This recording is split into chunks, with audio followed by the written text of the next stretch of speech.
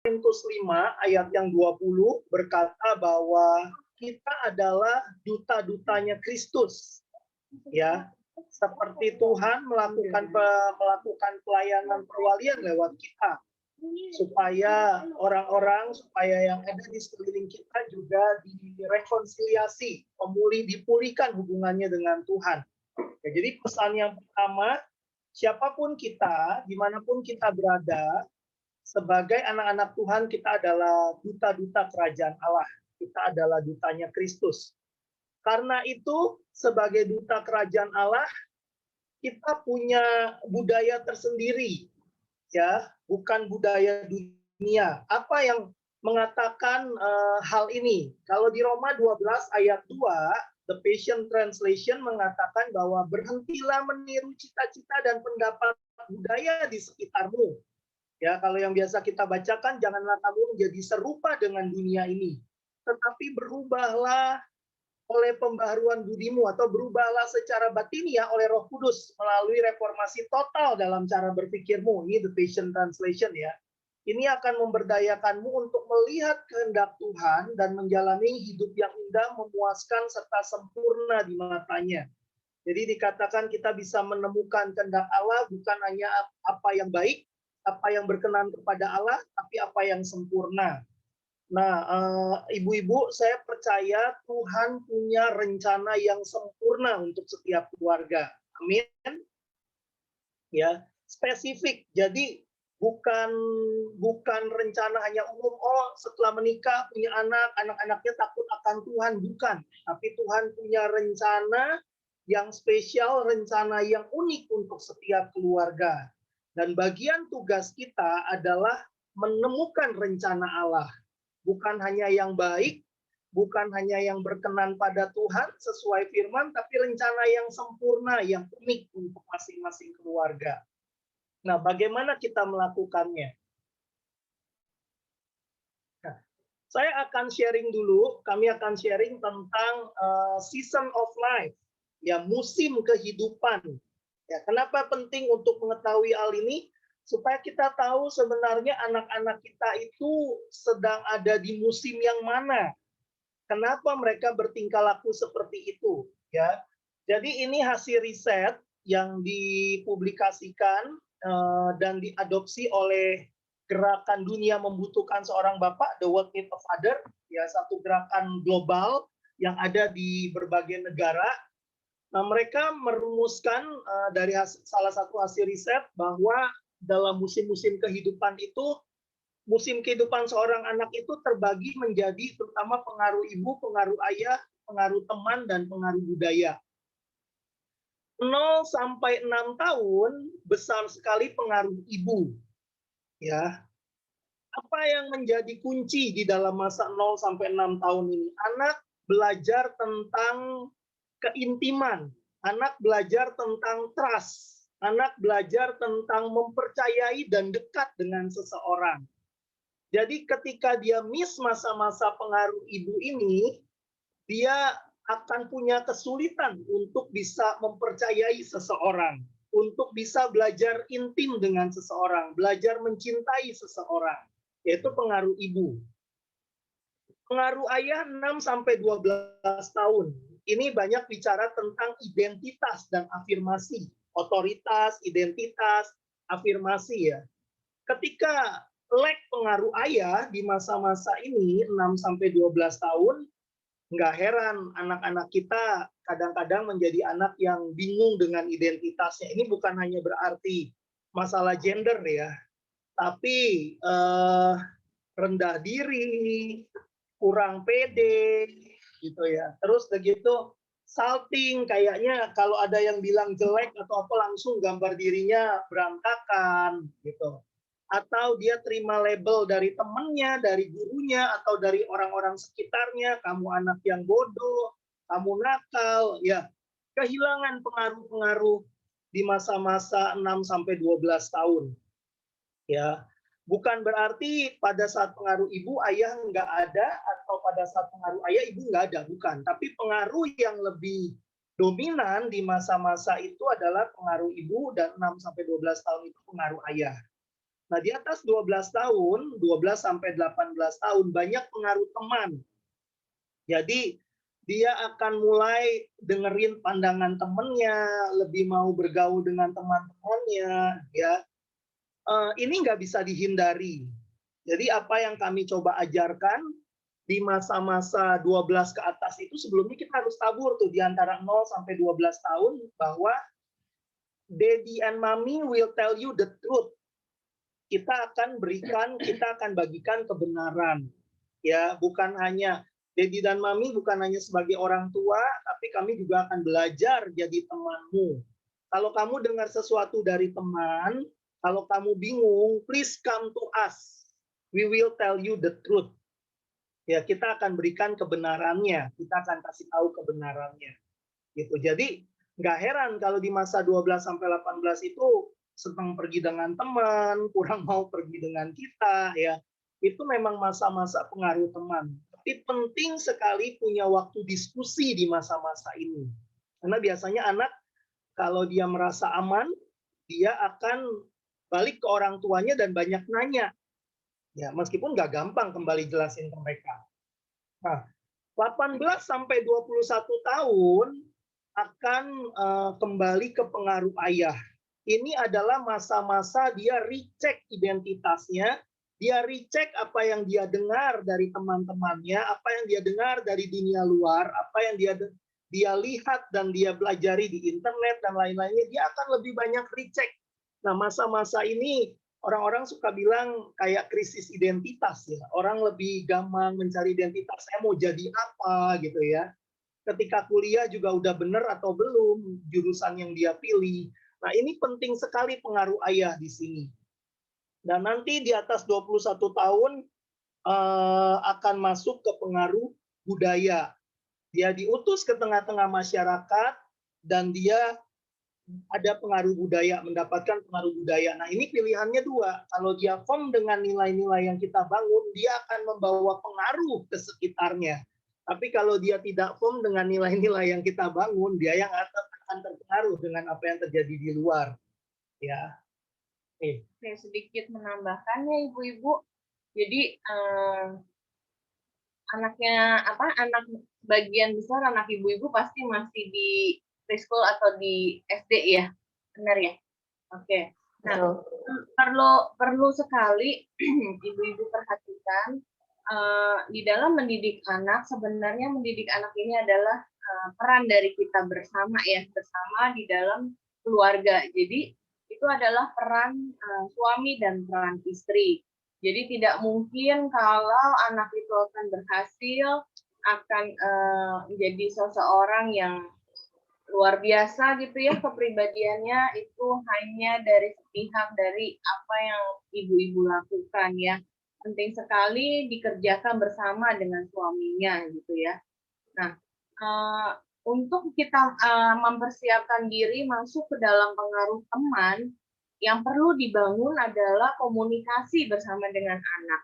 Ya, jadi anak-anak itu harus tahu dan yakin bahwa ketika dia bingung, ketika dia ingin bertanya dan mencari informasi, yang paling pertama kali yang harus mereka cari sebenarnya adalah orang tuanya. Kenapa? Karena ibu-ibu tahu ya apa yang terjadi di masa-masa ini, di zamannya mereka, pengaruh sosial media itu sungguh luar biasa ya ibu-ibu. Apapun yang ingin diketahui tinggal masuk ke Google, tinggal kita ketik dan informasi itu akan keluar. Betul. Nah, bahaya sekali kalau dari sejak dini kita tidak mencoba membangun hubungan dengan anak-anak kita. Ya, bahaya sekali. Jadi kalau mereka penasaran akan sesuatu, mereka sebenarnya gampang sekali tinggal mereka ketik dan informasi itu akan keluar. Nah, yang bahaya kenapa ibu-ibu? Apakah informasi yang mereka terima, apakah itu adalah informasi yang benar? Apakah informasi yang ya, contoh, sekarang LGBT sudah mulai dianggap biasa dan dilegalkan. Nah, ketika mereka mendapatkan informasi tentang hal tersebut dari media, mereka akan menganggap bahwa itu adalah hal yang biasa.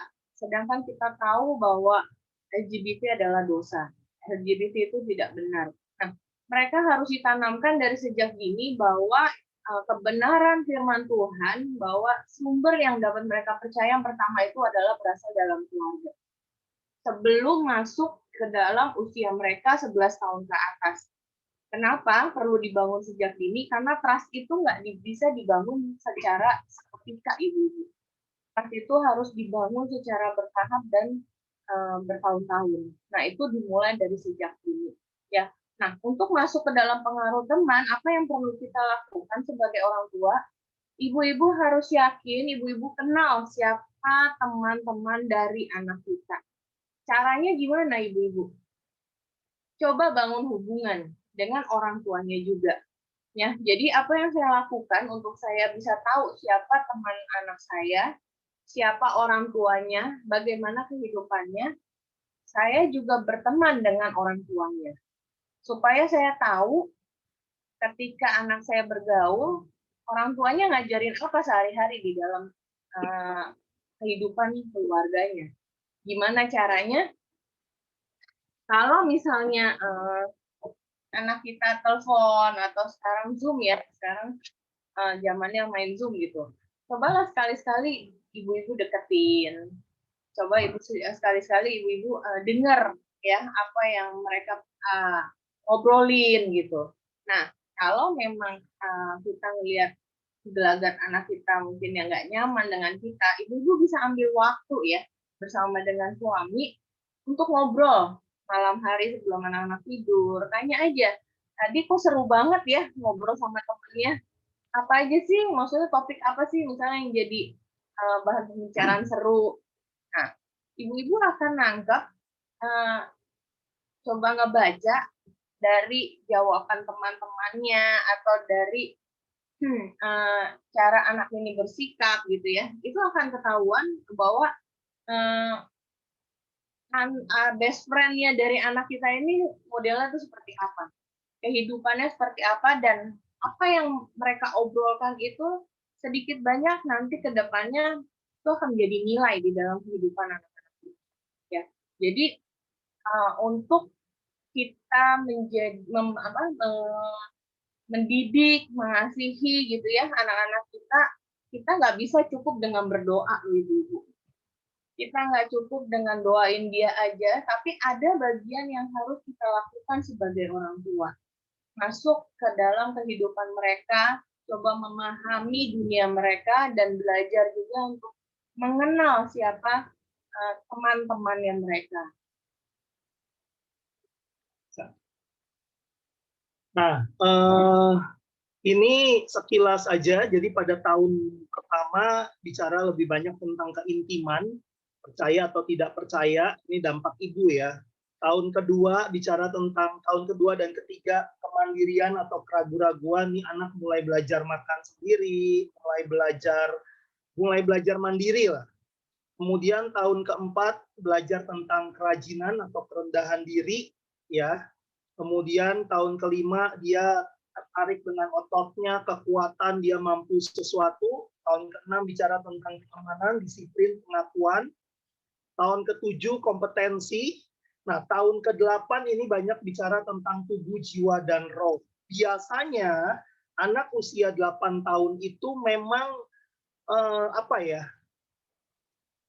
lebih siap untuk ditabur firman, ditantang terima Yesus. Tapi bukan berarti kita nanti lakukan itu tunggu usia 8 tahun, bukan. Kita tabur dari bayi, kita bacain firman, kita ceritain cerita Alkitab.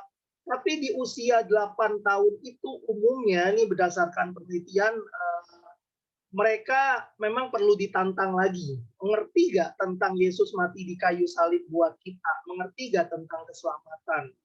Gitu. Jadi ini makanya bicara tentang terima Yesus, baptisan air, dan lain-lain itu memang disarankan di atas usia 8 tahun nanti. Ya. 9 tahun bicara tentang seksualitas, 10 dan 11 tahun bicara tentang identitas diri, nilai, dan teman-teman. Sebenarnya dari grafik ini aja banyak sekali yang bisa dikupas, tapi karena waktunya terbatas, mungkin nanti bisa lain waktu ya kita bicara lebih spesifik. Nah, gaya dalam mendidik anak. kita harus balance antara disiplin dan kasih. Memang balance ini bukan kata yang gampang ya, karena takarannya bukannya berarti 50-50, tapi kita mesti tahu kapan fokus mendisiplin, kapan dia memang butuh lebih banyak kasih. Karena kasih yang rendah dan disiplin yang rendah kasih yang tinggi dengan disiplin yang rendah menghasilkan anak yang manja besar kepala, segala sesuatu diturutin. Ya. Kemudian kalau disiplinnya tinggi tapi kasihnya rendah, dia tertolak.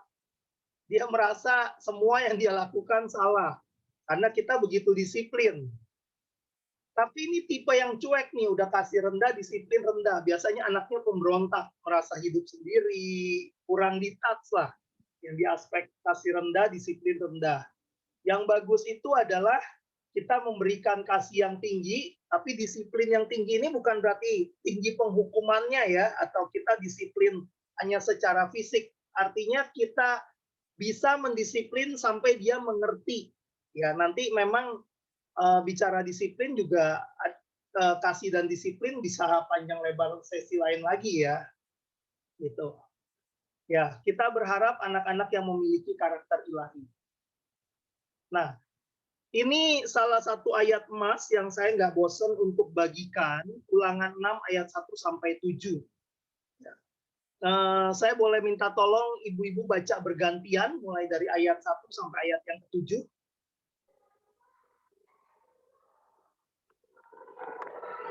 Dari saya dulu ya.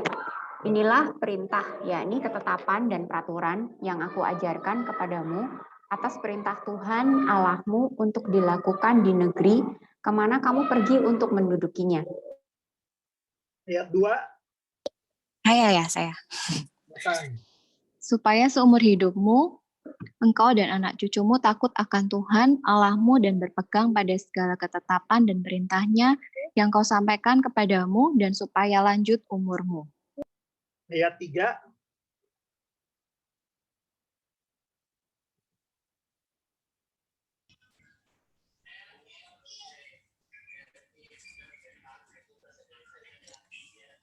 Maka dengarlah, hai orang Israel, lakukanlah itu dengan setia, supaya kamu menjadi sangat banyak seperti yang dijanjikan Tuhan Allah nenek moyang kepadamu di suatu negeri yang berlimpah-limpah susu dan madunya. Ayat 4 dan 5 silakan. Boleh minta tolong mamahnya Berlian mungkin?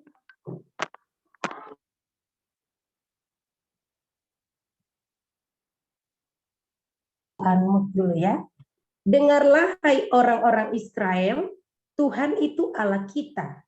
Tuhan itu Esa. Kasihilah Tuhan Allahmu dengan segenap hatimu dan dengan segenap jiwamu dan dengan segenap kekuatanmu. Ayat 6 dan 7 silakan. Minta tolong Ci Diana. Apa yang kuperintahkan kepadamu pada hari ini haruslah engkau perhatikan. Haruslah engkau mengajarkannya berulang-ulang kepada anak-anakmu dan membicarakannya apabila engkau duduk di rumahmu. Apabila engkau sedang dalam perjalanan, apabila engkau berbaring, dan apabila engkau bangun. Ya, lewat firman Tuhan ini kita belajar bahwa kalau kita ingin anak cucu kita berpegang pada segala ketetapan dan perintah Tuhan, dan diberkati Tuhan, kita harus mengajarkan bahwa anak-anak kita untuk mengasihi Tuhan dengan segenap hati, dengan segenap jiwa, dengan segenap kekuatan. Nah, bagaimana caranya? Di sini ada 4 golden time yang dibukakan dalam Ulangan 6, terutama ayat 7 ini. Haruslah engkau mengajarkannya berulang-ulang. Jadi ini bukan 1 kali, bukan 2 kali, bukan 3 kali, tapi terus-menerus. Kapan kita ajarkan? Apabila engkau duduk di rumahmu. Duduk ini bicara saat kita makan malam. Dia mau makan malam, makan siang. Biasanya orang makan duduk kan, ngobrol. Nah, apakah ketika kita makan bersama di rumah, kita sibuk dengan gadget kita masing-masing, kita sibuk menyembah si mata satu atau TV, atau kita ada waktu ngobrol dengan anak-anak kita. Ini salah satu golden time yang diajarkan di Alkitab. Kedua, apabila engkau sedang dalam perjalanan, ya kalau sekarang kan jarang pergi-pergi nih, ini juga bicara waktu-waktu main bersama anak, waktu-waktu diskusi, atau waktu-waktu pergi bareng, itu juga waktu-waktu saat hati anak dan kita juga lebih sempat dan terbuka. Ya, apabila engkau berbaring, ini artinya saat mau tidur, dan apabila engkau bangun saat pagi hari, ya kalau nggak keburu pagi hari karena pagi hari buru-buru, waktu mau tidur itu juga salah satu waktu golden time untuk bicara dengan anak. Bahkan kalau saya dengan istri kadang-kadang bicara detox ya. Jadi artinya detox adalah kita tahu nih yang dia dengar, yang dia tonton, yang dia dapat sepanjang hari itu apa. Dan itu benar nggak? Sesuai kebenaran firman nggak? Ada pertanyaan nggak? Nah, lewat ngobrol sebelum tidur itu waktu-waktu yang paling baik ya untuk mengetahui isi hati anak, untuk mengetahui isi pikiran anak, dan untuk menanamkan tentang takut akan Tuhan. Ya, jadi ibu-ibu waktu kita membangun komunikasi dengan anak-anak kita, yang perlu kita perhatikan adalah penggunaan bahasanya kita nih ibu-ibu. Ya, jangan sampai anak-anak waktu mau ngobrol sama kita, bahasa kita terlalu berat buat dicerna mereka. Ya, jadi yang perlu kita lakukan adalah ketika kita mau punya hubungan dari hati ke hati dengan anak-anak kita harus belajar masuk ke dalam dunianya mereka ya ibu-ibu ya. Kita harus belajar ya kalau buat mereka seru gitu ngobrolin tentang bonekanya, tentang mainannya, ya itu dunianya mereka ya ibu-ibu ya. Nah, tapi ketika kita masuk contoh ya, misalnya ngobrol dengan anak perempuan, dia ngobrol tentang princess atau tentang boneka-boneka yang lucu-lucu gitu ya, kita bisa masuk kepada mereka bahwa kita bisa bilang bahwa kamu tuh beda loh dengan bonekamu gitu. Kenapa? Boneka itu diciptakan oleh tangan manusia. Nah, tapi kamu diciptakan oleh tangan Tuhan. Berarti kamu lebih berharga dan lebih mulia dari bonekamu. Jadi kamu harus jaga hidup kamu. Nah, nanti ibu-ibu bisa masuk ke sana. Jaga hidup itu seperti apa sih? Dengan sesuai dengan usianya mereka, jaga hidup, belajar untuk berkata jujur, belajar untuk bertanggung jawab, habis main harus beresin. Nah, seperti itu ibu-ibu. Nah, itu yang kita bangun ya. Jadi saya itu memang sengaja ngambil waktu sebelum anak tidur, biasanya saya temani dulu. Di situ kita biasa ngobrol banyak gitu ibu-ibu ya. Saya belajar buat tahu jalan pikiran dia. Contoh kayak semalam saya habis nemenin anak saya yang kecil gitu ya, dia bilang gini, 6 tahun. Anak saya yang kecil 6 tahun, jadi waktu belum lama ini ada teman kami yang punya anak prematur, melahirkan di usia baru mau masuk 35 minggu gitu ya, dan ada pengaruh dengan paru-parunya. Dan anak saya yang kecil ini, yang 6 tahun ini sebenarnya lahir ketika baru mau masuk usia 33 minggu ibu-ibu. Jadi buat saya waktu itu sama suami saya bilang kamu tuh anak yang luar biasa gitu. Bagaimana Tuhan jaga hidup kamu. Jadi waktu kamu lahir di kurang umur kandungannya, tapi Tuhan bisa jagain kamu, temenin kamu waktu kamu dalam proses ada di dalam rumah sakit, waktu kamu dirawat inap. Terus dia bilang gini, tapi kan yang sembuhin aku dokter, yang sembuhin aku kan obat loh, bukan Tuhan dong katanya. Ya dia karena dia laki-laki jadi dia lebih logik, tapi dari situ saya bisa masuk gitu ya bersama suami saya jelaskan bahwa yang ciptakan manusia siapa? Tuhan. Tuhan ciptakan manusia dengan apa? Dengan brain, dengan pikiran, dengan kepandaian.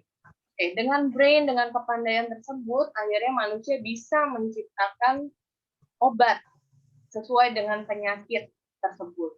Nah, Tuhan bekerja melalui dokter dan obat tersebut. Jadi saya tanya balik lagi, jadi siapa yang sembuhin kamu, siapa yang jaga kamu? Tuhan. Nah, seperti itu ibu-ibu ya. Jadi jangan juga kita punya ekstrim yang kita biasa sama anak biasa ada punya 2 ekstrim ibu-ibu. entah kita atau suami kita yang lebih cerewet atau mereka cuma dengerin kita, atau yang ekstrim kedua ketika kita udah capek kita lebih banyak diem, tapi diem itu cuma ngedengerin tapi nggak pakai hati. Ya, saya senang pakai istilah dalam bahasa Inggris. Bahasa Inggris itu ada dua, ada listening, ada hearing. Jadi beda ibu-ibu. Bedanya di mana? Kalau listening itu kita benar-benar total nggak dengerin ya, nggak cuma telinga kita, tapi hati kita ada dan berusaha untuk nyambung dengan hatinya dia, isi hatinya dia. Tapi kalau hear itu cuma dengar doang, dengar aja lewat, entah itu kita sibuk gitu ya, jadi badan kita ada bersama dengan dia, tapi jiwa kita ada di mana, di dapur, di TV atau di mana gitu ya. Jadi kita cuman selewat aja ngedengerinnya. Jadi yang perlu kita lakukan adalah ketika kita ada bersama dengan anak kita, benar-benar total kita memang menyediakan diri, menyediakan waktu, menyediakan hati kita untuk kita bisa kenal dan bisa ngobrol dengan mereka. Ya, banyak keluarga-keluarga muda datang ke kami dan bertanya, wah kayaknya susah ya memahami pikiran anak, memahami isi hati anak gitu ya. Kalau yang psikologi enak, psikolog enak diajarin gitu ya. Saya berani berkata bahwa tidak. Kita punya Allah yang sama, dan Yesus Kristus yang mati di kayu salib bukan hanya menebus dosa kita, tapi dia memberikan Roh Kudus dalam hati kita, dalam diri kita, dan Roh Kudus yang memampukan setiap kita bukan hanya mengenal firman Tuhan, tapi memampukan diri kita untuk mendidik anak-anak kita sesuai dengan kebenaran firman Tuhan. Jadi kata kuncinya adalah mau, bukan masalah mampu atau tidak. Setiap kita punya Allah yang sama, Roh Kudusnya sama yang ada di dalam hati kita. Ketika kita mau, ketika kita menyediakan diri kita, menyediakan waktu kita untuk mendengar anak-anak kita, untuk belajar mendidik anak-anak kita dengan benar, bukan hanya lewat pelajaran parenting yang kita dapat, tapi Roh Kudus yang akan menuntun kita langkah demi langkah. Dan saya sangat percaya hal itu. Jadi peran sayang belum gambarin, ada 3 segitiga yang penting dalam mendidik anak. Pertama, hubungan kita dengan Tuhan. Ya, banyak kali ketika saya stres ngadepin anak saya, ya saya harus break dulu. Saya bilang, ya udah Dedi, stop dulu bentar. Dedi butuh waktu. Nah, saya datang ke Tuhan, saya ambil waktu tenang, datang ke Tuhan. Segitiga yang kedua, titik yang kedua adalah suami dan istri. Kalau suami istrinya nggak kompak, suami istri banyak konflik, akan sulit untuk mendidik anak. Jadi peran suami dan istri sangat penting. Ada satu blog, waktu itu istri saya cerita, saya bilang bagus juga. Dia bilang, bikin berdua, didik berdua lah. Jangan bikinnya berdua, ya bikin berdua, urus berdua. Jangan bikinnya berdua, tapi urusnya bagian ibu gitu ya. Itu pola pikir yang totally wrong, pola pikir yang salah gitu. Nah, bagian yang ketiga adalah pentingnya komunitas. Jadi saya bersyukur ya kalau saya punya teman-teman 2-3 orang yang kami bisa sharing apa adanya diri kami, keluarga kami. Kemudian juga kami punya komunitas parenting di mana kita belajar bareng. Ya firman aja kan nggak cukup. Ketika kita dengar firman, ada sharing bagaimana keluarga-keluarga lain menerapkan firman itu, menerapkan kebenaran itu menginspirasi kita untuk nyoba. Jadi saling belajar satu dengan yang lain, saling doain. Nah, itu sangat penting dan 3 ini jangan sampai lepas. Kalau cuma Tuhan dan suami istri kadang-kadang sibuk sendiri, punya masalah, padahal tetangga sebelah, komunitas yang lain, orang tua yang lain udah pernah ngalamin itu dan udah pernah menang. Sayang kan? Atau cuma ngandelin Tuhan dan komunitas, tapi nggak pernah diskusi dengan suami. Akhirnya capek sendiri. Nilainya bisa beda. Atau sama suami kompak, komunitas oke, tapi nggak pernah datang sama Tuhan. Hampir tahta kasih karunia. Kadang-kadang kita bingung, kok kayaknya yang diajarin anaknya beda ya. Yang kita alamin beda. Ya karena Tuhan yang kasih, Tuhan pasti kasih kemampuan untuk kita didik. Gitu. Itu yang kami percaya dan kami lihat buktinya begitu banyak. Ya. Nah, bagaimana raising kids God's way? Ada 4 peran orang tua yang kami singkat jadi KOPI, yaitu 1, memberikan rasa aman, yaitu lewat kasih tanpa syarat. Nah, ibu-ibu tenang, catat poin-poin yang penting aja, materinya nanti dalam bentuk PDF. Saya udah serahkan ke Kristi, silakan boleh dibagikan ya. Bukan copyright tapi feel free to copy. Jadi memberikan rasa aman lewat kasih. Yang kedua, menetapkan otoritas moral, ya, atau O itu otoritas moral tentang mengasihi Tuhan, hukum-hukum Tuhan. Yang ketiga, meneguhkan potensi anak. Ya, ini potensi karena anak-anak kita unik, kembar sekalipun juga belum tentu sama ya. Jadi meneguhkan potensinya. Yang keempat, memberikan identitas. Jadi kalau disingkat, ini diadopsi dari pengajaran The World Need a Father, tapi oleh penatua kami, Kak Edi, diberikan singkatan KOPI, katanya, biar lebih gampang ya. Kasih, otoritas, potensi, dan identitas.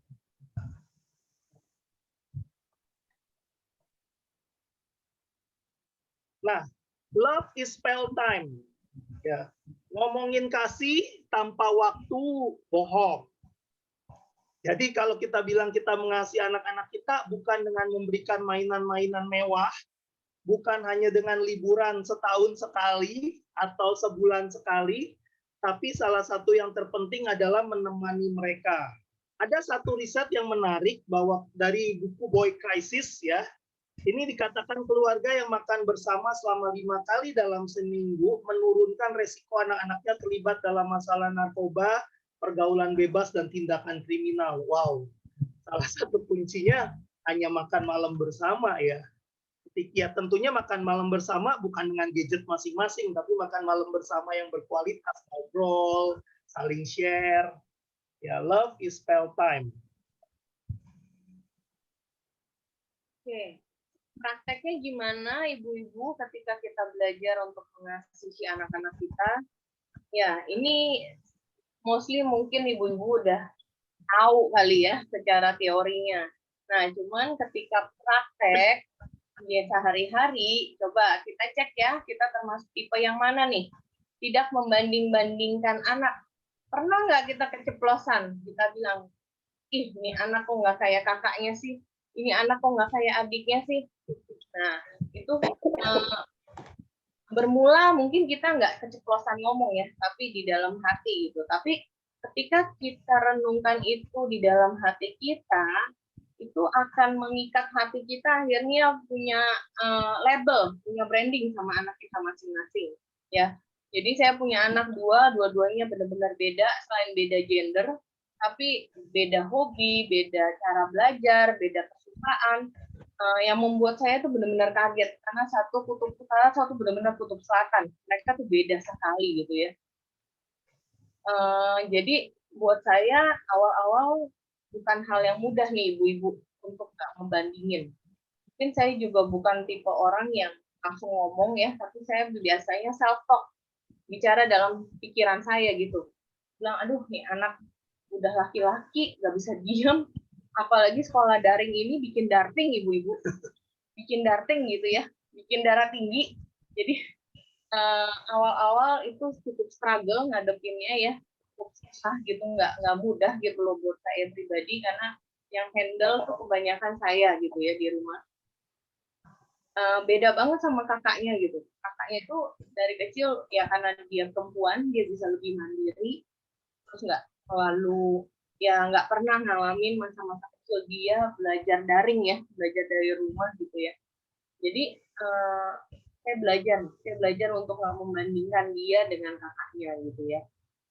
Nah terus yang selanjutnya belajar menerima dan kekurangan anak. Kita harus percaya dan yakin ibu-ibu setiap kekurangan mereka Tuhan juga pasti lengkapi mereka dengan kelebihan masing-masing. Tugas kita adalah untuk kita mengerti dan mengenali kelebihan dan kekurangan anak-anak kita, ya. Jadi kalau anak saya yang besar itu dia penuh dengan banyak talenta ibu-ibu ya. Dan dari sejak umur 3 tahun dia bisa milih, dia minta les apa gitu yang sesuai sama minatnya dia. Nah, beda banget sama adiknya gitu. Kalau adiknya ini sampai 6 tahun, kalau ditanya, kita suruh les, itu susahnya minta ampun gitu ya.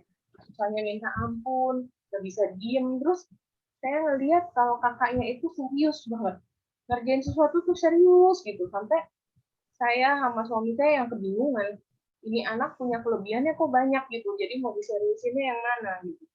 Nah, beda sama adiknya gitu. Kalau adiknya ini justru kita bingung. Dia itu punya talentnya di mana gitu. Nah, jadi itu adalah tugas kita untuk mengenali nih, strength dan weakness-nya setiap anak-anak kita ya. Nah, sedangkan kakaknya itu punya kekurangan adalah dia orang yang job oriented. Dia agak kesulitan untuk bangun hubungan dengan orang lain. Nah, sedangkan adiknya yang kecil, dia tuh anak yang ramah dan dia punya kelebihan untuk bisa berkomunikasi dengan baik gitu ya. Kalau minta tolong juga lebih manis gitu. Even dia laki-laki. Ya. Nah, untuk kita dapat mengenali kelebihan dan kekurangan anak-anak kita perlu meluangkan waktu bersama dengan mereka. Caranya gimana? Caranya waktu kita main, atau kita dampingi mereka sehari-hari. Kita perlu melihat gitu ya. Nah, kalau anak saya yang kedua itu, dia kalau main atau nonton film, dia lebih ke binatang. Dia lebih suka ke sains. Dari kecil sudah kelihatan ibu-ibu, ya. Jadi dia senang banget nyelidikin binatang ini gimana cara dia dilahirinnya bertelur atau langsung dilahirkan, bagaimana cara pola makannya, bagaimana dia menyesuaikan diri dengan lingkungan hidupnya. Nah, itu yang kecil. Nah, kalau yang besar beda, dia lebih suka art, dia lebih suka seni gitu ya dari kecil. Jadi saya banyak banget beliin dia itu peralatan untuk menggambar, mewarnai, play-doh gitu ya. Nah, puzzle, nah itu yang kita akan temui siapa anak kita, kelebihan dan kekurangannya, dan membangun trust itu ketika kita meluangkan waktu dengan mereka lewat bermain ya.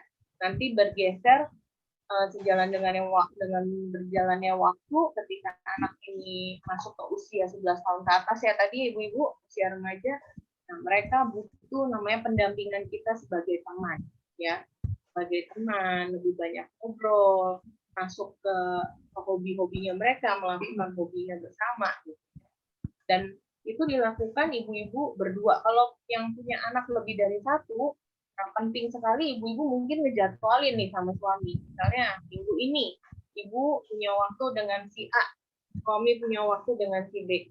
Nanti digilir ya. Nanti digilir hari berikutnya, beberapa hari berikutnya gantian.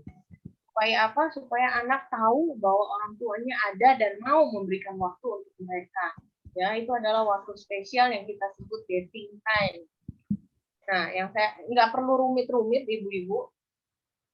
Jadi kalau saya itu sama suami saya itu gampang, tinggal jalan kaki di Indomaret. Kadang-kadang kita cuma beli satu es krim, kita beli, terus kita pulang. Kadang-kadang kalau kita lihat kita masih punya banyak waktu, kita bisa makan bareng ya. Nah, sembari jalan tuh dari rumah ke Indomaret lumayan jauh ya ibu-ibu ya rumah kita. Dan kita pakai waktu jalan itu sebenarnya untuk ngobrol, kita ngelihat sekeliling gitu ya, ada apa. Nah, itu bisa jadi bahan topik ya ibu-ibu. Dan masa-masa seperti itu masa-masa yang diingat sama anak-anak kita sebenarnya ya. Oke. Yang berikutnya, mencoba untuk memahami perasaan dan pola pikir. Nah, itu yang harus ada dan terlibat ketika kita meluangkan waktu dengan mereka. Jadi waktu mereka marah, kesel, happy, nah kita harus bisa pahami nih, mereka happy-nya kenapa, marahnya karena apa gitu ya. Dan kita harus nangkep pola pikir dari sisi mereka. ya. Jadi kita nggak bisa paksain pola pikir dari sisi kita sebagai orang tua. Nah, yang terakhir, kasih dan disiplin. Nah, tabelnya ibu-ibu bisa lihat tadi yang telah dijelaskan oleh suami saya bahwa kasih dan disiplin itu harus ada dan saling melengkapi di dalam keluarga. Oke, bicara tentang O-nya ya, otoritas moral. Yang dimaksud dengan otoritas moral yang tertinggi adalah hukum yang terutama, yaitu mengasihi Tuhan dengan segenap hati, segenap jiwa, segenap akal budi, dan segenap kekuatan, dan juga mengasihi sesamanya seperti mengasihi diri sendiri. Jadi bagaimana kita mengajarkan otoritas moral? Lewat saat teduh, lewat doa, lewat kita juga baca firman. Nah, jangan sampai kita ajarin anak-anak baca firman, tapi ketika mereka tanya ke kita, Mami and Daddy udah baca firman belum? Terus kita hanya bisa senyum, belum. Ya, teladan jauh lebih berbunyi, teladan jauh lebih berdampak dibanding kita mengajarkan dengan kata-kata.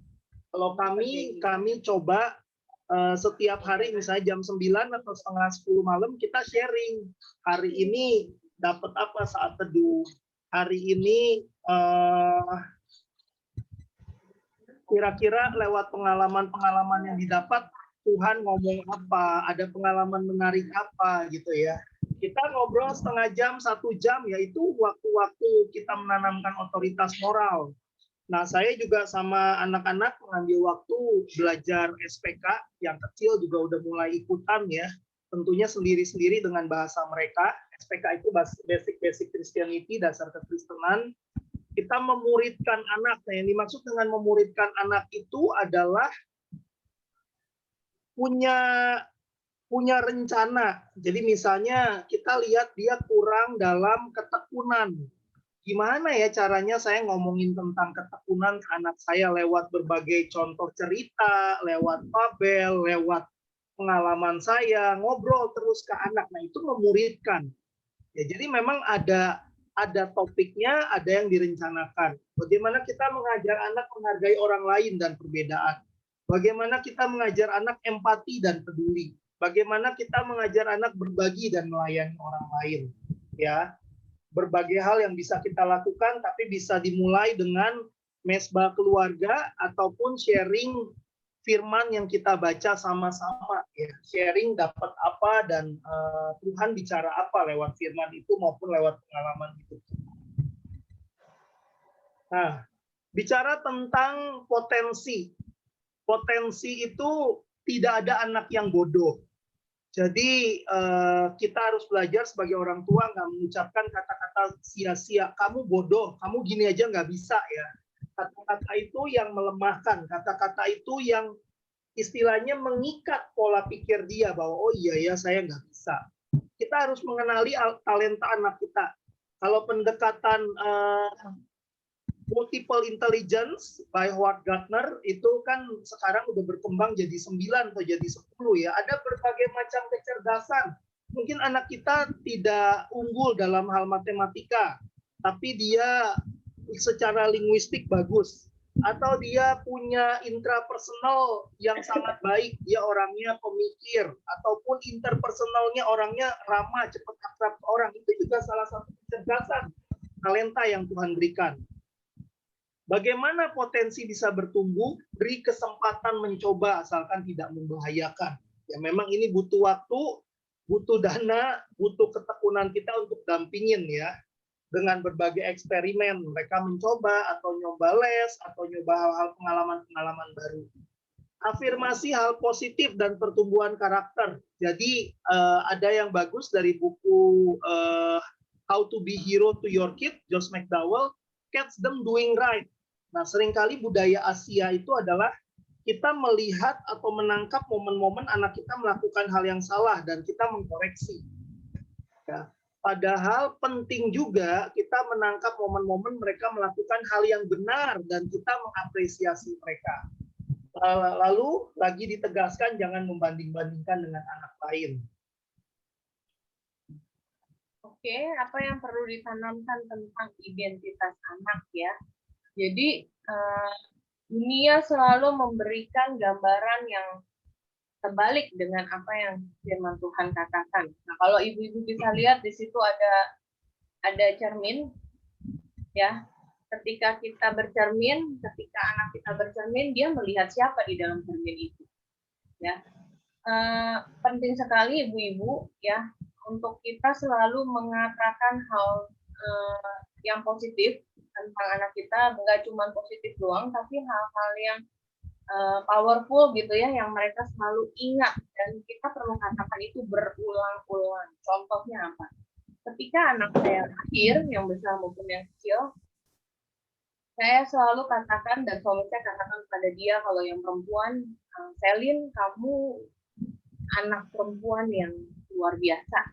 Kamu anak perempuan yang berharga. Tuhan mengasihi kamu. Jadi mami tuh sayang sama kamu. Nah, itu kata-kata yang terus kita ulang-ulang, dan kita kasih identitas ke dia bahwa dia adalah anak perempuan. Dia anak perempuan, Tuhan ciptakan dia jadi perempuan. Dia harus tahu bahwa dia akan melakukan fungsinya sebagai perempuan, ya. Nah, begitu juga sama yang laki-laki gitu ya, sama Aldis. Papahnya yang suami saya sering katakan bahwa kamu tuh anak laki-laki. Tuhan ciptakan kamu jadi laki-laki, dan saya juga selalu teguhkan bahwa Tuhan ingin memakai dia gitu ya, menjadi satu sosok pribadi, jadi pemimpin yang punya hati seperti Daud gitu ya, hati yang lemah lembut, hati yang mau diajar, tapi dia bukan berarti dia bukan pribadi yang tegas gitu. Jadi itu yang kami selalu lakukan gitu ya di dalam keluarga. Kita teguhkan, kita selalu perkatakan bahwa anak-anak kita supaya tahu bahwa dia pribadi yang berharga dan dia dikasihi. Dikasihi bukan karena perbuatan baik, tapi karena Tuhan telah terlebih dulu mengasihi setiap mereka, dan kita sebagai orang tuanya juga sayang pada mereka bukan karena perbuatan mereka gitu ya. Nah, yang sering banyak tanya itu sebenarnya Aldrich nih. Dia sering tanya, hari ini aku bikin yang bad-bad atau yang good-good? Jadi, dia sering tanya lagi, jadi kalau I bikin yang bad-bad, Mami Dedi masih sayang nggak? Nah, jadi itu yang perlu kita selalu koreksi dan tanamkan, bahwa dia disayang Tuhan, bukan ketika dia melakukan hal yang baik aja, tapi ketika dia melakukan yang salah, Tuhan tetap sayang, Mami Dedi tetap sayang, tapi itu yang membuat kita sebagai orang tuanya dan dari pihak Tuhan sedih tentang hal itu gitu. Kenapa sedih? Karena Mami Dedi dan Tuhan itu selalu punya harapan, selalu mikirin, selalu ingin memberi yang terbaik gitu ya dari apapun juga. Nah, masuk sebagai kita harus kasih identitas juga pada anak-anak kita bahwa setiap kita adalah duta kerajaan Allah di dunia ini. Jadi wajar kalau Mami Dedi mengajarkan mungkin yang beda dengan dunia ajar, ya. Jadi kalau dunia ajarkan tentang kompromi, ya bohong-bohong dikit bolehlah demi kebaikan. Kalau firman Tuhan katakan bahwa bohong itu adalah dosa, dosa adalah dosa, ya. Nah, itu yang perlu kita ajarkan gitu ya. Dan contoh nih, yang sederhana sekali, yang masih kadang-kadang suka ditemuin gitu ya di dalam keluarga-keluarga, jangan bilang-bilang Dedi ya kalau kamu makan ini. Jadi misalnya Dedinya bikin peraturan nggak boleh makan permen gitu ya, hari ini nggak boleh makan permen. Terus anaknya tahu, karena mamanya biasa lebih baik dan belain dia datang ke mamanya. Terus anaknya ini tanya, kamu boleh makan, mama, aku boleh makan permen nggak? Terus mamanya bilang, udah boleh, tapi jangan bilang-bilang Dedi ya kalau kamu hari ini makan permen. Nah, itu hal-hal sederhana yang dalam tanda kutip antara istri dan suami itu harus kompak, ya, harus kompak. Kenapa? Karena ketika kita sedang menanamkan nilai, itu akan mereka bawa di kemudian hari, ya. Mereka akan bawa menjadi satu habit, suatu value yang mereka bawa dan mereka hidupi di kemudian hari. Kenapa kita harus strict mana dosa mana tidak? Karena kita ini juga harus yakin, ibu-ibu ya, bahwa kita itu adalah wakil, kita itu adalah duta kerajaan Allah, kita itu wakil Tuhan di dalam mendidik anak-anak kita, ya. Dan Yang berikutnya yang perlu kita juga doakan dan terus cari tahu gitu ya, bahwa anak-anak kita pun punya panggilan khusus dari Tuhan untuk dunia ini. Kalau untuk anak kami yang besar, ketika kami doakan, kami dampingi dia, kami makin yakin bahwa dia punya nama Joycelyn gitu ya, Joycelyn Jasonita Dilovena. Dia Tuhan pakai, dia punya misi untuk menyembuhkan, memulihkan orang lain lewat cita-cita yang mengalir dalam hidup dia. Ya, jadi sejalan dengan waktu kami melihat justru keadaan kadang-kadang malah lebih sering bertolak belakang gitu ya, nggak seindah nama aslinya gitu. Tapi itulah proses di mana anak ini mulai ditempa gitu ya, mulai diproses, mulai dibentuk supaya dia makin yakin dan dia tahu bahwa dia ada di dunia ini untuk membawa joy, untuk membawa satu sukacita gitu ya. Jadi orang lain akan dipulihkan, disembuhkan, dimenangkan lewat cita-cita Tuhan yang mengalir dalam hidup dia. Nah, begitu juga anak kami yang kecil, suami saya sering ulang-ulang bahwa Aldrich ada di dunia ini untuk membawa Tuhan kepada kehidupan orang dan membawa orang-orang ini datang kepada Tuhan. Itu diulang-ulang. Jadi ketika anak ini melakukan satu hal yang salah atau dosa, atau dia melakukan suatu hal yang benar, kami selalu tarik lagi dari panggilan kehidupannya. Ya. Jadi hidup ini kita harus yakinkan bahwa hidup ini bukan tentang anak kita, ya, bukan tentang kita, tapi hidup ini adalah tentang Kristus dan misinya melalui kehidupan kita. Supaya apa? Karena ketika kita tahu ibu tujuan akhir dari kehidupan kita tahu tujuan akhir dari kehidupan anak-anak kita pun waktu ngejalaninnya itu lebih terarah dan lebih tahu apapun yang kita mau lakukan dan kita tabur. Oke, karena waktunya sudah habis, bahkan udah lewat 5 menit ya. Saya hanya akan tutup. Jangan lupa segitiga tadi.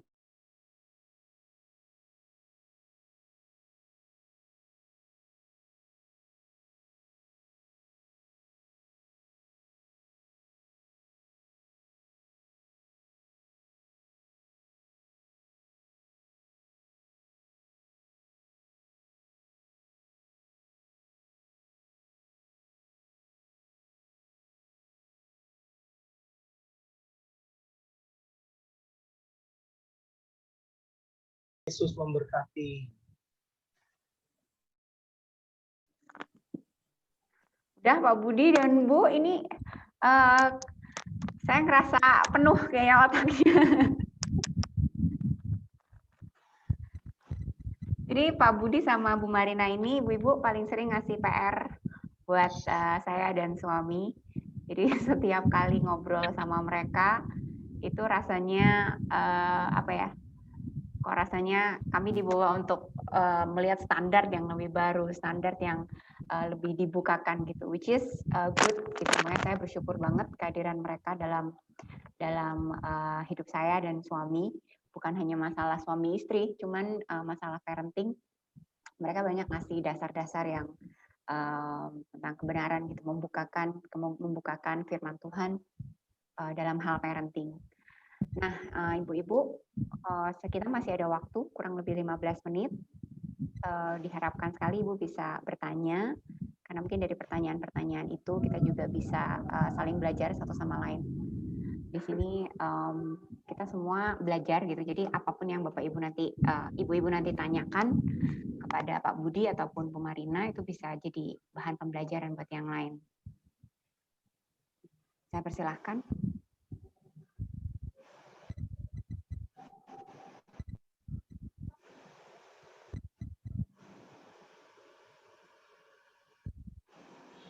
Ada yang mau bertanya? Untuk materi tadi saya sudah forward ke WhatsApp. Kalau ada yang terlewat, bisa japri saya langsung untuk bisa mendapatkan materi.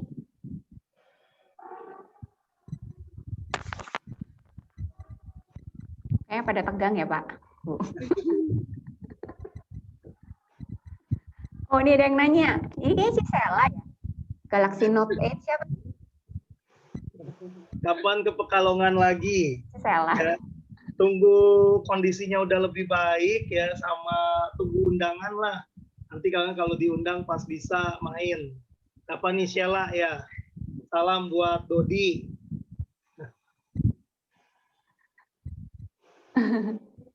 Ya, mungkin kapan-kapan kalau kondisi sudah lebih baik kita bisa kopi darat alias ketemu langsung ya. Bapak Ibu, mungkin Ibu-Ibu ada yang mau ditanyakan lagi? Jangan ragu, jangan malu, kesempatan yang Langsung langka. boleh, mau chat boleh ya. Ya, kayaknya langsung aja lah ya Pak. Iya, Saya iya. aja ya, Miss ya. Saya mau nanya ya. Lagi Pak Budi sama Ibu Marina. Saya Diana, mamanya Karlen. Saya mau tanya nih, kan tadi ada materi di usia 9 tahun itu anak-anak sudah diperkenalkan untuk seksualitas ya, gitu ya. Nah, kebetulan Ya, anak saya itu kayaknya bertumbuh lebih cepat dibanding anak-anak yang lain. Pemikirannya juga kayaknya lebih cepat, lebih dewasa dibanding anak-anak seusianya. Nah, dari usia dini kan kami sudah mengenalkan untuk masalah seksualitas gitu ya, antara mana yang boleh dipegang, mana yang enggak. Nah, seiringnya waktu dia kan lebih ngerti juga gitu ya. Terus kita juga nggak bisa menghindari gadget gitu ya. Dia suka Google gitu. Terus gimana prosesnya dia ada gitu. Yang saya takutkan kan takutnya dia kecolongan Google ke hal yang kurang baiknya gitu, cara prosesnya itu. Nah, nah untuk cara mengatasinya itu seperti apa ya? Sementara kan kita juga nggak bisa mantau terus dia pegang handphone gitu kan ya. Dia Google apa gitu. Walaupun selama ini kan kita juga suka lihat story-nya dia itu lihat apa gitu. Nah itu gimana? Nah itu yang pertama. Yang kedua, ini kadang kan kalau kita dia bandel gitu ya, atau melakukan hal-hal yang kurang baik gitu. Kadang kan sebagai manusia, sebagai ibu bapak gitu kan kesel banget gitu ya Pak.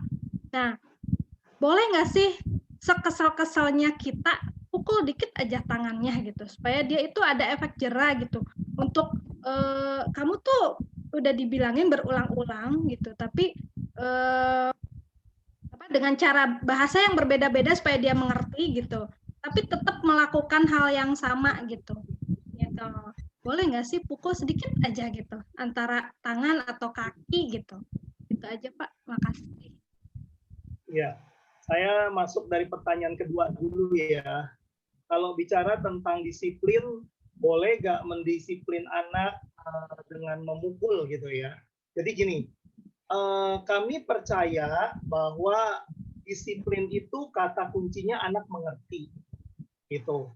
Memukul atau spanking adalah alternatif terakhir yang digunakan dalam mendidik anak. Bukan alternatif pertama. Banyak yang bertanya kan, ini boleh di-spank atau enggak, boleh dipukul apa enggak gitu kan. Jadi yang pasti jangan menggunakan tangan, karena tangan yang sama buat membelai, tangan yang sama buat mengasihi, masa kita pakai untuk memukul anak. Jadi kalau kami biasanya diajarkan pakai tongkat kasih, itu kayak sejenis centong lah, gitu, sejenis kayak centong nasi atau centong kayu, dan itu juga bukan memukul sembarangan ke tangan, ke kaki ya, tapi yang dianjurkan, terutama ini mah anak-anak paling jauh 9 tahun kali ya, lebih dari itu sih, kami juga nggak rekomen. Yang di spank itu adalah pantatnya. Karena ya memang Tuhan ciptakan daerah pantat itu lebih aman lah. Nanti kalau kaki segala macam, kita kan apalagi kita emosi ya, kita nggak tahu kekuatan kita sejauh apa, akhirnya menimbulkan cedera. Nah, yang saya sarankan, yang kami sangat sarankan untuk para orang tua adalah pastikan disiplin yang dilakukan, mau spanking, mau apapun itu, dimengerti oleh anak alasannya, why-nya. Jadi bukan disiplinnya, tapi why-nya kenapa Daddy dan Mami marah, itu ngerti gak? Kenapa kamu didisiplin, ngerti gak? Nah itu yang perlu diomongin berulang-ulang. Saya kadang-kadang ambil waktu kalau lagi emosi banget, Ya langsung misalnya disiplinnya, udah oke, kamu nggak boleh lihat handphone 2 hari, 3 hari, nggak boleh main game misalnya. Kita ambil sesuatu yang dia sayangin, yang istilahnya membuat dia tahu itu sakit gitu ya, nggak harus dengan spanking gitu. Atau cara lainnya adalah ada sesuatu yang dia tidak boleh lakukan. Apa yang dia sukai biasanya itu dia tidak boleh lakukan. Nah, memang mikir yang kreatif, cara yang kreatif untuk mendidik anak, mendisiplin anak itu memang lebih takes time dan lebih tanda petik lebih capek. Tapi sebenarnya ketika kita lakukan itu akan lebih berdampak dibanding hanya memukul. Itu. Istri saya mau tambahkan? Ya, jadi ibu-ibu ya, sebenarnya memukul itu kita harus yakinkan diri kita dulu. Kita mukul karena kita emosi atau memang kita memukul untuk mendidik. Itu dua hal yang sangat berbeda dan bertolak belakang. Nah, buat ibu-ibu yang sering bersentuhan dengan anak-anak, pasti jujur. Saya pribadi juga karena saya punya anak gitu ya, saya lebih berasa saya mukul karena saya emosi. Ya, jadi sebenarnya untuk anak yang pakai tongkat kasih itu yang tadi suami saya jelaskan itu sebenarnya itu harus kita hentikan di usia 5 tahun. Ya, jadi sampai usia 5 tahun ke atas, sudah 6 tahun ke atas, sebenarnya kita tidak lagi menggunakan tongkat kasih lagi ya. Karena apa? Karena itu akan berdampak ke jati dirinya anak. Jadi anak itu akan cenderung menjadi lebih malu, akan lebih berontak, karena pendekatannya itu nanti sebenarnya ada penjelasan lebih dalam lagi ya, kalau ibu-ibu mau tahu tentang hal ini. Itu anak-anak akan jadi malu, jadi pemberontak, karena pendekatan kita harusnya bukan pendekatan lebih ke fisik lagi gitu ya untuk usia tersebut. Nah, yang pertama, disiplin itu harus kita pastikan bahwa kita sedang mentrain atau mendidik, ingin mengubah perilaku dari yang salah kepada yang benar, ya. Dan itu memang perlu berpikir dan perlu kreatif. Yang penting itu adalah kita harus yakin bahwa anak-anak kita mengerti bahwa dia salah dan dia mau untuk memperbaiki sikap dia. Ya, jadi ada perubahan. Contohnya gimana? Kalau anak kami yang perempuan, apalagi yang perempuan, hampir tidak pernah kita pakai pukul. Kenapa? Karena kita lihat waktu kita ajak dia melakukan kesalahan, kita panggil, kita ajak ngomong dia baik-baik dari tapi itu aja hatinya udah tersentuh, dan kita juga memberi waktu untuk dia berubah. Kenapa? Karena kadang-kadang tuntutan kita terlalu tinggi ibu-ibu terhadap anak-anak. Sedangkan contoh ya, kenapa saya bisa bilang begitu? Kita aja untuk mengubah satu kebiasaan yang ada dalam diri kita butuh waktu. Nah, jangan sampai itu kita bebankan kepada anak kita untuk dia berubah tanpa kita memberi waktu. Ya, jadi yang perlu ibu-ibu dan bapak-bapak lakukan adalah kita perlu disiplin, ya benar, tapi proses berubahnya itu bukan kita yang tentuin. Ada waktunya dia akan berproses dan kita perlu ada di dalam proses itu. Ya, ngedampingin, dan jangan lupa setiap progres yang mereka lakukan kita harus puji, jangan sampai kita lupa, kita cuma pintar mencari kesalahan atas diri dia gitu. Contoh, waktu Aldrich mulai sekolah daring, itu kan sangat nggak bisa diam sekali, susah banget fokusnya.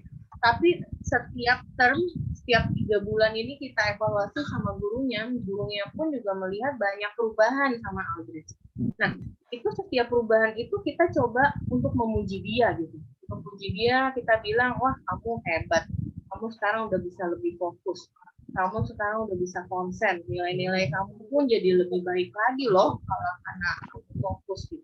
Nah, itu jangan lupa gitu, jangan lupa untuk kita katakan gitu kepada anak-anak kita, supaya mereka pun ya jangankan mereka ya, kita pun ketika kita dikoreksi kita lebih suka kan ibu-ibu ya, kalau kita diajak ngomongnya baik-baik, ketika kita udah melakukan perubahan kita dipuji, kita dilihat setiap perubahan. Nah, hal yang sama pula yang kita harus lakukan terhadap anak-anak kita untuk hal disiplin ya. Dan yang pasti ketika kita mendisiplin mereka, suami dan istri harus kompak, harus punya nilai yang sama. Supaya apa? Supaya tidak terjadi adu domba di dalamnya ya. Jadi ketika anak belajar memanipulasi, kita punya nilai yang sama dan anak itu akan tahu bahwa mami, daddy punya value yang sama. Yang mengenai pendidikan seks, memang bagaimana mengecek anak ya salah satunya luangkan waktu untuk ngobrol ya. Jadi ngobrolnya mungkin ketika kita ngobrol jangan langsung to the point tentang kamu baca apa, kamu dengar apa gitu, tapi coba masuk dari apa yang dia suka, hobinya. Hobinya kalau anak laki-laki kan kadang-kadang hobi olahraga atau hobi superhero atau apa ya, kita ngobrol dari sisi itu, lalu baru masuk tanya ke poinnya. Misalnya, kamu umur sekian, kamu udah dengar apa sih dari teman-teman soal seks? Terus kamu sempat lihat-lihat apa? Gak pengen tahu aja dulu waktu mami dedi di usia kamu juga mami dedi sempat cari-cari. Tapi kan kalau salah repot nih, makanya mami dedi pengen tahu gitu. Nah, buat bapak ibu yang ingin belajar atau ngomongin sex education lebih detail ke anak-anak, ada dari Stan and Brenda Jones. Kelihatan nggak ya? Atau nanti saya fotoin, saya kirimin ke Bu Kristi. Saat ini nggak kelihatan ya, Kris ya? Nggak kelihatan, Pak. Oke. Nah, sekarang kelihatan ya. Jadi, Stan and Brenda Jones, nanti saya kasih contoh bukunya deh ke Kristi. Ini sangat baik sekali dan mudah untuk menjelaskan tentang sex education kepada anak. Dia ada usia 3-5 tahun, 5-8 tahun, kemudian 8-11 tahun, dan 11-14 tahun. Jadi buku-buku ini membantu kita sebagai orang tua untuk ngejelasin ke anak tentang sex education yang benar. Ya, karena tiap tiap rentang usia itu penjelasannya, kedalaman penjelasannya berbeda, gitu. Terus mungkin salah satu poin penting dalam sex education, jangan menggunakan bahasa-bahasa kiasan. Misalnya kalau untuk alat kelamin laki-laki kita bilang itu burung atau gajah, jangan. Kita memang harus bilang bahwa itu, oh kamu punya Mr. P, kamu punya Miss V, misalnya untuk yang wanita, kita jelaskan apa adanya gitu tanpa memakai bahasa-bahasa kiasan. Dan ketika kita menjelaskan ke mereka tentang seks, kita juga perlu mengambil sikap bahwa ini hal yang kudus, bukan hanya hal yang tabu. Ya, karena kalau ketika kita bilang ini tabu, ya biasalah anak-anak semakin dibilang tabu, semakin dicari tahu oleh mereka. Tapi ketika kita bilang Tuhan ciptakan seks sebagai bagian dari diri kita, dari diri manusia, karena itu hadiah dari Tuhan untuk nanti ketika menikah, kita sampaikan dengan biasa seperti cerita-cerita lainnya, mereka akan berpikir, oh iya ya, ini mah normal-normal aja, teman-teman saya aja yang pada tanda petik aneh. Gitu. Dan kita ngalamin hal itu, kami juga ngalamin. Seru lah kalau untuk ngomongin sex education terhadap anak, seru. Itu bisa 1-2 sesi tersendiri juga ya. Pendekatannya gimana, ceritanya apa, tergantung usia, ke anak cowok dengan ke anak cewek juga bisa berbeda pendekatannya. Semoga menjawab, Bu, jadi panjang lebar. Apa-apa, Pak. Makasih banyak. Terima kasih banyak pertanyaan juga jawabannya. Ini jadi memberi kami ide juga. Kayaknya next time kita bisa bikin sesi khusus tentang bagaimana kita kasih sex education ya ke anak-anak. Karena memang nggak cuma Karen sih, si El juga kemarin sempat nanya ke papanya, aku mau nanya tentang seks. Dan akhirnya mereka punya sesi berdua, El sama bapaknya. So bisa kita bahas mungkin next time. Thank you, Ibu-Ibu. Terima kasih Pak Budi sama Bu Marina juga. Banyak insight pembelajaran yang hari ini kita dapetin. Kayaknya sih kita nggak bisa sekali nih Pak, harus diulang-ulang buku yang Pak Budi berikan juga ke saya dan Vika itu udah kita baca, tapi tetap aja ketika kita baca ulang buku tersebut banyak hal yang baru yang kita dapatkan. Ketika Pak Budi jelaskan lagi, Bu Marina jelaskan lagi, banyak hal baru juga yang kita baru kayak ngeh gitu. Jadi keep learning, ibu-ibu. Thank you banget sudah ada di bersama-sama belajar di Zoom pagi hari ini. Nah, karena waktu juga kita sudah harus menyudahi. Saya nanti minta tolong Bu Jessi untuk bisa pimpin kita di dalam doa penutup ya. Terima kasih sebelumnya kepada Bapak Budi dan juga Ibu Marina ya. Tuhan Yesus memberkati. Mari kita satu di dalam doa. Terima kasih Tuhan buat kesempatan yang indah ini. Semakin Engkau pakai Bapak Budi dan Ibu Marina Tuhan menjadi berkat bagi keluarga-keluarga muda, bahkan ibu-ibu, bapak-bapak yang membutuhkan. Kami tahu Tuhan, menjadi orang tua bukanlah mudah. Menjadi orang tua bukanlah hal yang gampang. Tetapi kami percaya ketika kami mengandalkan Engkau, ketika kami datang dan berseru kepadamu, kami katakan kami butuh Tuhan untuk bisa mendidik dan menjaga anak-anak kami untuk tetap hidup dalam kebenaran firman-Mu, maka kuasa-Mu sempurna bagi kami. Tuhan, taruh hikmat-Mu di dalam kehidupan kami, ibu-ibu dan juga orang tua Tuhan, supaya kami benar-benar mendidik anak-anak kami sesuai dengan rencana-Mu, sesuai dengan apa yang Tuhan mau, bukan yang kami mau. Terima kasih Tuhan buat persekutuan yang indah pada siang hari ini. Berkati juga Miss Kristri bersama dengan PKBM Kingdom School yang sudah memfasilitasi kami sehingga kami banyak pengetahuan-pengetahuan. Terima kasih Tuhan, kami sangat bersyukur Engkau memberkati setiap kami yang sudah hadir. Kami percaya kami menjadi orang-orang tua yang luar biasa, menjadi perpanjangan tangan Tuhan untuk menggenapi setiap rencana Tuhan untuk kami semua anak-anak Tuhan, warga kerajaan Allah, duta-duta kerajaan Allah. Terima kasih Tuhan. Kami sudah berdoa mengucap syukur sekali lagi, berkati Bapak Budi dan Ibu Marina Tuhan bersama keluarganya. Terpujilah Tuhan, kami sudah berdoa dalam nama Yesus Kristus. Haleluya. Amin. Amin. Thank you Bu Jessi. Terima kasih ibu-ibu semua. Ya, thank you. Thank you. Thank you Pak Budi, Bu Marina. Thank you. Terima kasih.